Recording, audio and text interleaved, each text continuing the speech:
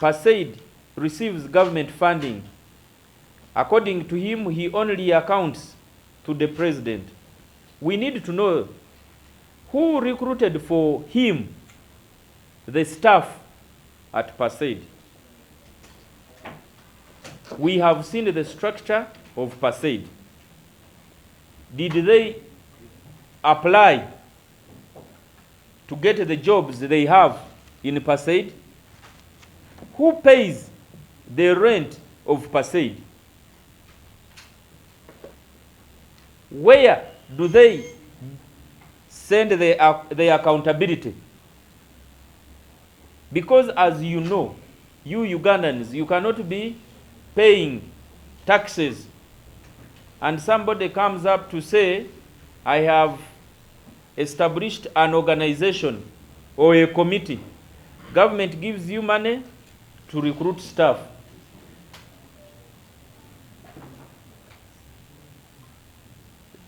The staff of your organization are not appointed by the government. Let me give you an example of anti-corruption unit. It is a unit established by the president. But the head of that unit, General Isoke, does not appoint the staff in his office. They have to go through the proper channels on how people are recruited, how people are appointed, and how they are disappointed. That's now, in conclusion, General Muhoozi Kainerugaba tells you that our leader of Maliza Ufisad tells you that as a commander of Maliza Ufisad, that PACEID is an illegal entity. And he goes ahead to declare PACEID a hub of corruption. You all remember that the President of the Republic of Uganda abolished NADS and created Operation Wealth Creation, and specifically appointed General Salim Saleh to head it with the deputies, because the President is mandated by the Constitution to abolish, create or merge government departments, and where a law is required, Parliament enacts one, and where it is already covered under legal framework, Ministry of Public Service gives such a department or agency appropriate structure, prescribing how the staff will be recruited, either on contract or permanent and pensionable terms, prescribes where its source of funding will be, how it will be governed, whether it is self-accounting with a vote of its own and an accounting officer, or whether it's a subvention. So the so-called PACEID does not fit in any of the above prescriptions, yet it gets a quarterly budget from government. His Excellency Yoweri Kaguta Museveni, our leader, has always and means well for the country whenever anybody gives him an idea that seems to adding value to the country's progress. He will support the idea basing on he will support the idea brought to him by that person. That, however, does not mean that he has given you an open check to operate in an accountability gray areas. Mr. Rwabwogo, the chairman of PACEID, was appointed as a senior presidential advisor on special duties, not as a chairman of a committee, which is PACEID. Many senior members of the first family, like General Saleh, General Muhoozi Kainerugaba, Dr. Violet Kajubiri, and the First Lady, have been assigned or deployed in government as advisors and even ministers, but none of them has ever created an illegal outfit organization that operates in shadow of illegality. If Mr. Rwabwogo claims that he only, you saw his statement today, that he reports to the president, then why does his money come from vote 001 and not vote 002? Even those departments under vote 002 report to the State House Comptroller, who then makes accountability to Parliament. Mr. Rwabwogo has been appointing trade envoys, yet we have a diplomatic mission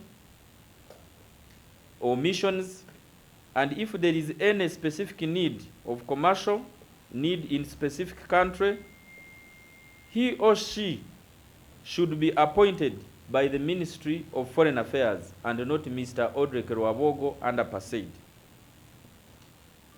Because Mr. Rwabwogo has been receiving government funding as an individual, the country needs to know. The president appointed him as a chairman of PACEID, as a presidential advisor, not as a chairman of PACEID.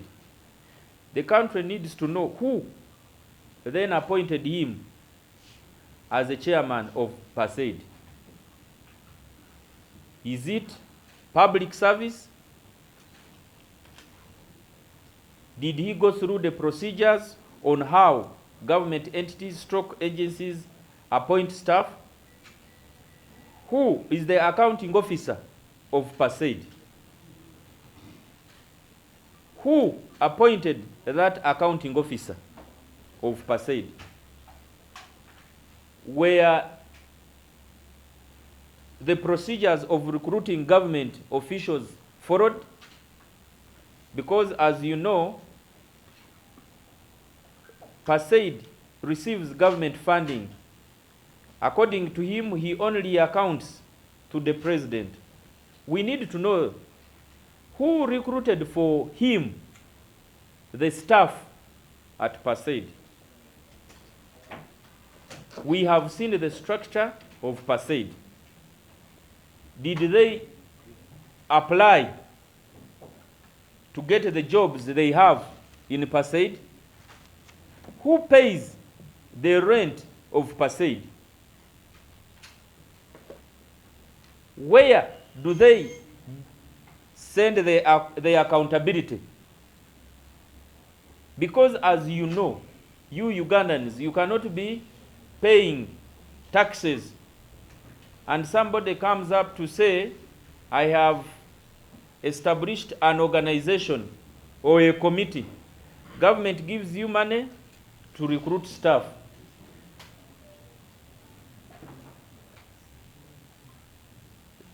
The staff of your organization are not appointed by the government.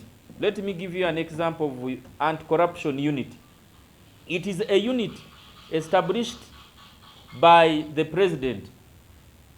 But the head of that unit, General Isoke, does not appoint the staff in his office.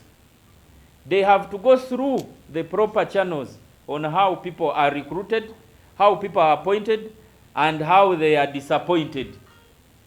That's now, in conclusion, General Muhoozi tells you that our leader of Maliza Ufisadi tells you that as a commander of Maliza Ufisadi, that PACEID is an illegal entity. And he goes ahead to declare PACEID a hub of corruption, because they have failed to account for the money that they receive from government. Now, another thing, you all know, as I have mentioned here,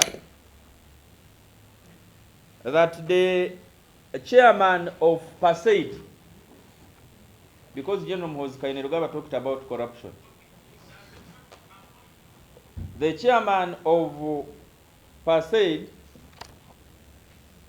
Mr. Rwabwogo has been involved in many corruption scandals. Recently, I talked about a land in Inshara, where he took a company, a Chinese company, to the president, and that company was given land 5 square miles to establish a beef factory in Inshara. Mr. Rwabwogo went behind the company, went to the Ministry of Lands, and changed the titles into his names. The project never took place at Inshara. Nothing happened. He's now the one who is grazing in that land. The same person is going to be paid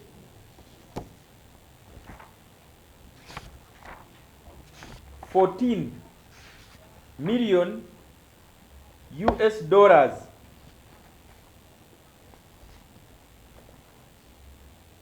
$14 million US. How many billions are those? Judith knows the money. Huh? More than 50 billion. Yeah. Under a company called Thomas Farm Weshare Limited. This company, according to the records that we have in URSB, this company is as he said, Thomas Farm Company Limited, deals in supplying milk. But Mr. Rwabwogo went to South Sudan, got a contract, and said he was going to supply helicopters.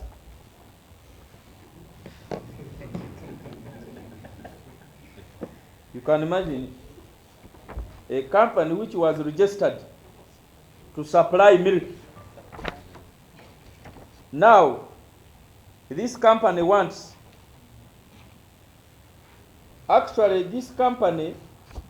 to supply materials to the government of South Sudan. You remember there were some companies in 2016 that supplied materials to the government of South Sudan. And those companies came to parliament and they were approved. But for him, he went and requested the government of South Sudan to add his company, Thomas, which is not in the original document that was submitted to parliament and approved by government, that he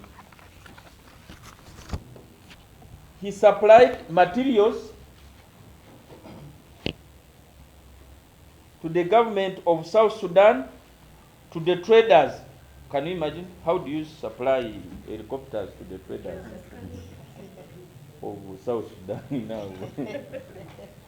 And this gentleman has gone ahead to request the government of Uganda to pay him $14 million US.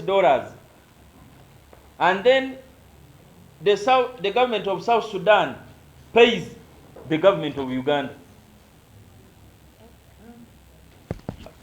Are you seeing the confusion? You have supplied your helicopters using a milk farm to the government of South Sudan. And now you want the government of Uganda to pay you. And then the government of South Sudan pays the government of Uganda. If you supplied the government of South Sudan and you are not in the original agreement, why don't you go to South Sudan and you ask them to pay you?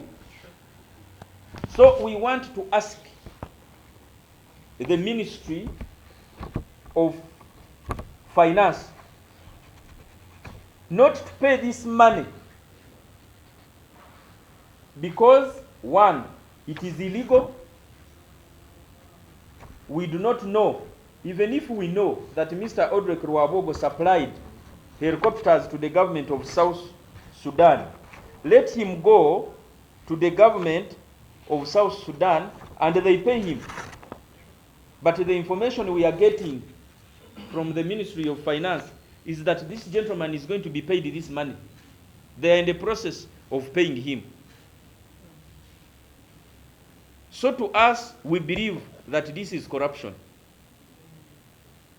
We want to request the government of Uganda, as the CDF directed, no government agents, not even local governments, should deal with PACEID, because according to what I have discovered, PACEID is an illegal entity.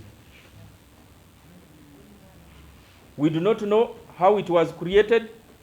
We do not know how the staff was recruited. We do not know whom it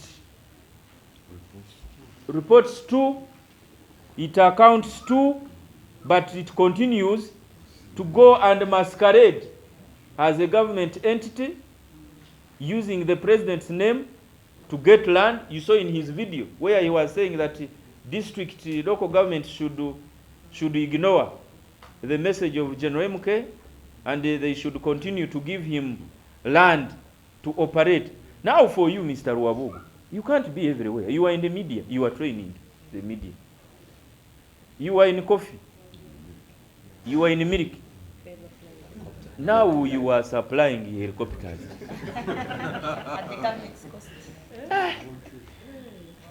My brother, you want to do everything? Eh? Now I hear he's an elder in a church. Didn't you see him in a gown? Yes, looking for money is very good. But can't you find a specific area and say, let me concentrate here? You can even concentrate in a church. We shall bring tithes there. Good tithes. But don't be everywhere. You will end up being nowhere. What do you